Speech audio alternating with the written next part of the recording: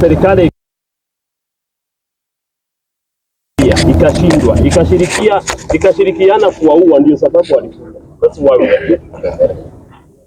Mara tena hatukuja kukomemorate kama hivi, bali tunakuja kulalamika. Tunalalamikia Umoja wa Mataifa, tunalalamikia nchi zote za Afrika. Kwa nini sisi tunabaguliwa kama mbuzi? Kwa nini kuuliwa kila siku? Mara tena hawa unaowasema kwamba ni wako wa upande wetu, hao hawawezi hata kushika mimea. Wakifika nao wanafanyiliwa kwa sababu ya ile sifa yao. Tafadhali, unajua kama mpaka leo hakuna mtu anaweza kutoka Milembo aende nafasi nyingine. Wanafungiwa hapo, hakuna mtu atatoka, hakuna soko, hakuna dawa, hakuna kitu gani. Swali langu la mwisho ni hili: kwa nini mataifa yote miaka karibu 60 hivi hawaoni mateso yetu, hawasikii kilio chetu, hawawezi kutusaidia? Why? Hata kwetu sasa hii hakuna network, watu hakuna mobility, hakuna hospitals. Mtu akiumia huko hata hana haki ya kwenda hospitali, hana network, hana chochote ambacho hata vya msingi kwa maisha ya mwanadamu hawana. Network wanataka kwa sababu ya kuexecute ile genocide. Wengine waliuliwa na jeshi la Burundi kwa sababu wanataka kupika waende kutafuta chakula. Wanauliwa, wamama wanauliwa, wanajeuriwa kwa sababu ya kwenda kutafuta chakula. Asanteni sana. Kuna swali na mimi naweza nikauliza, lakini kwa majina mimi naitwa Rugenza TV.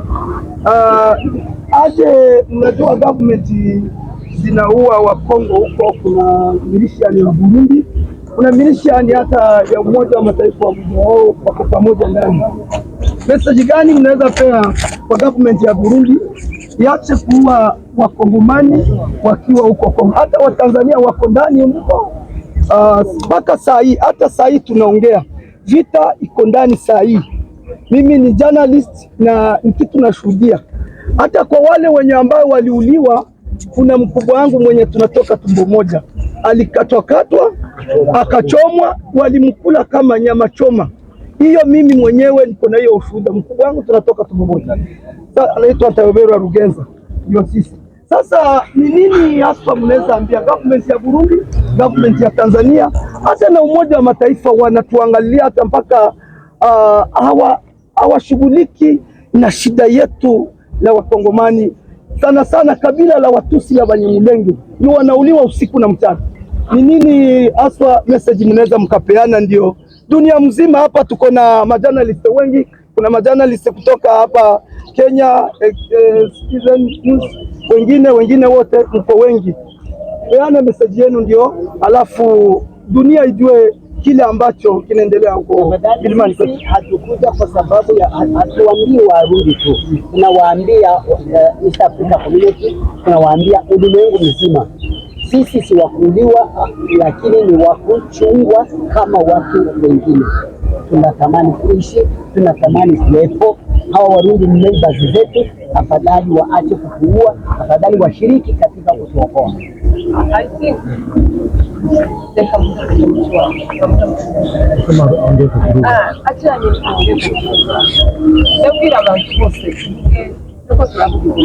nitawaambia watu wote kwa sababu tunakaja kuhusu Burundi.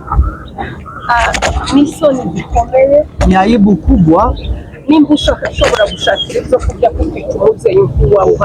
na kama unaweza kutafuta riziki kwa kumuua mzazi ambao ungestahili kumulinda, ibi bintu hazogera igihe itafika wakati habe n'Imana yaturemye, hata Mungu muumba ikayibirebe na yeye hatazami tu hivyo. Hari ijambo ry'Imana riza rivuga ngo urabikora ngakureka. Kuna neno la Mungu lisemalo unatenda hivyo na ninakuacha, ukibwira kuko dukanye na unafikiria ya kwamba tunalingana na wewe. Ikavuga ngo ari ku munsi na Mungu akasema kuna siku moja nitaweka hadharani. Nukuri turababaye, tunahuzunika kubona ababyeyi bacu, kuona wazazi, kuona bamushenge, kuona mashangazi wetu badafite naho boja kwa muganga, bila kupata hata hospitali ambapo wanaweza kwenda.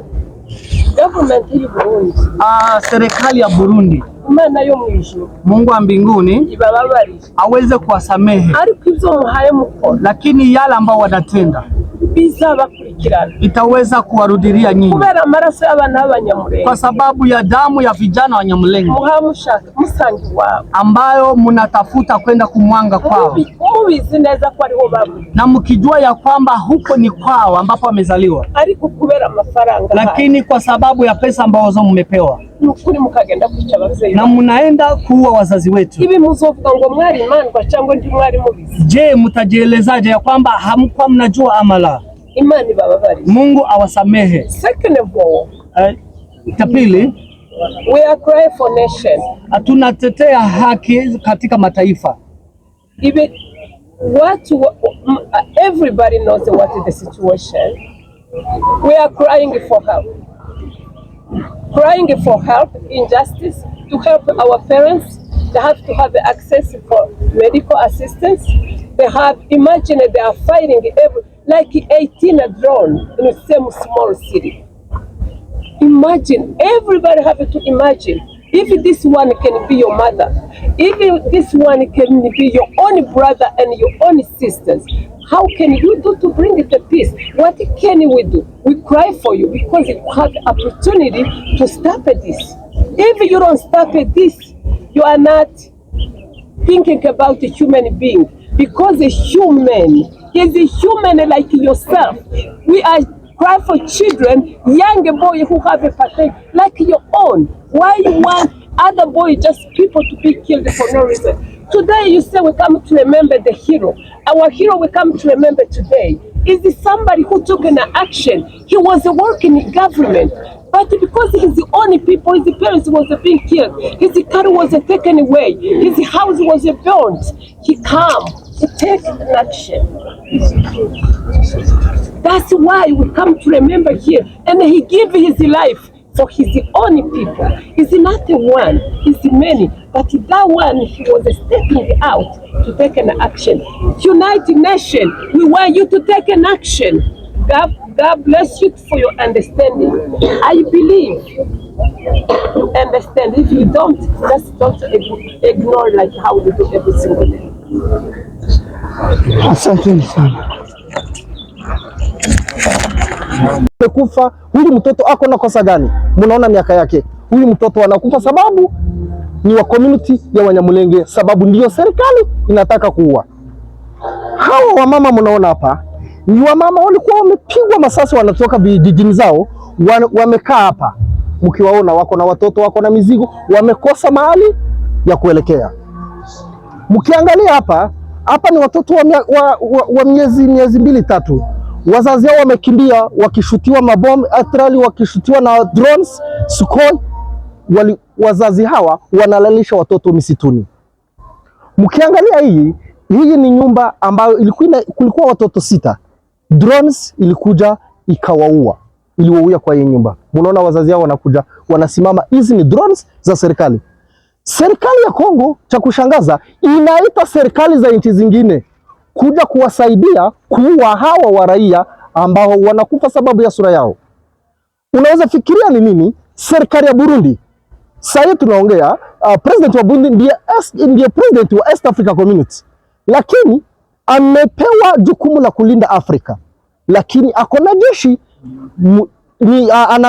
amesimamia umoja wa Afrika, amepewa jukumu la kulinda umoja wa Afrika, lakini akona jeshi lake kwetu Minembwe, ambapo kwenye anapiga mabomu akona wanajeshi wake wanaua wananchi kama hivi.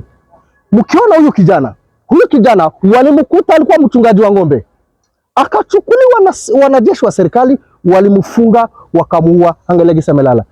Ya kushangaza, wanamuua, wanapiga picha, wanatuma. Serikali ambayo wakifika hapa kwa negotiation wanasema hakuna shida, ni shida za wachungaji na walimaji. Hizi si shida za wachungaji na walimaji. Hii ni genocide ambayo inaendelea kwa hiyo nchi yetu. Mkiona hapa, hii ni drone zingine ilipiga. Mkiona hao vijana, hawa ni vijana walikutwa wakiwa kwa kijiji yao, wakashikwa, wakafungwa, hawa wakifanywa hivi. Mkiangalia kuna picha, Mkiangalia hawa wazazi, hawa ni watu wakubwa. Kuna watu wa miaka 67 walikutwa wakiwa wachungaji wa ng'ombe, walishikwa wakafungwa hivi, walienda wakidhulumiwa. Sababu gani? Hawana kosa ingine, kosa yao ni sababu ni Wanyamulenge peke yake. Mkiona huyu mwenye analala hapa, huyu alichukuliwa hivi, alikuwa ni mwanajeshi, alichukuliwa wakamvalisha mguu ya gari wakamchoma, na huyu alichomwa akiwa na wanajeshi wa serikali wakiwa na yeye wakiangalia, wakisherekea gisi wanachomewa. Mkiona huyu mzazi mwenye hapa, imagine kama huyu mzazi, huyu ni wa miaka 100 na zaidi, akifuatwa na drones, akifuatwa na jeshi la serikali. Ujumbe wetu ni upi? Tunaomba Umoja wa Mataifa, wakati serikali ya Kongo ikieleza kama haina shida na Wanyamulenge, iko na shida ya kumaliza Wanyamulenge, iko na shida ya kumaliza Wanyamulenge. Tunaomba East Africa, tuko kwa East Africa Community, President Museveni mwenye anasimamia East Africa Community asimame na nguvu na majukumu, ako na jukumu la kutulinda, alinde ukoo wa Nyamulenge ambao unaisha akiangalia. Tunaomba serikali ya Burundi isimamishe kushirikiana na milisi ya jeshi ya Kongo. Kongo iliunda milisi kawaita wazalendo. Mission yao ni moja tu, ni kuua Wanyamulenge peke yake, hawana kitu kingine. Baada ya kuua Wanyamulenge wanapewa mshahara sababu wamefanya kazi nzuri. Ujumbe wetu ni upi? Tunaomba Umoja wa Mataifa, nchi mzima, dunia mzima iangalie visa vinavyofanyika kwetu, isimamishe. Message yetu ni moja, tukimalizia tukitamatisha, message moja ndio watangazaji waendelee kusikiliza kwa runinga zetu, hata kwa wale hawaelewi Kiswahili watasikia kwa lugha ya Kimombo. Message ni moja tu, tunaomba kuwe na utulivu kwetu. Mpaka saa hii tunaongea, vita inaendelea, saa hii tunaongea, drone ziko juu, saa tunaongea, watoto wanaendelea kujeruhiwa, wamama wa baba. Tunaomba justice, tunaomba utulivu na sisi kwetu, tuishi kama Wakongo wengine. Asanteni sana, pata tuendelee tukiomboleza yini yange akana kande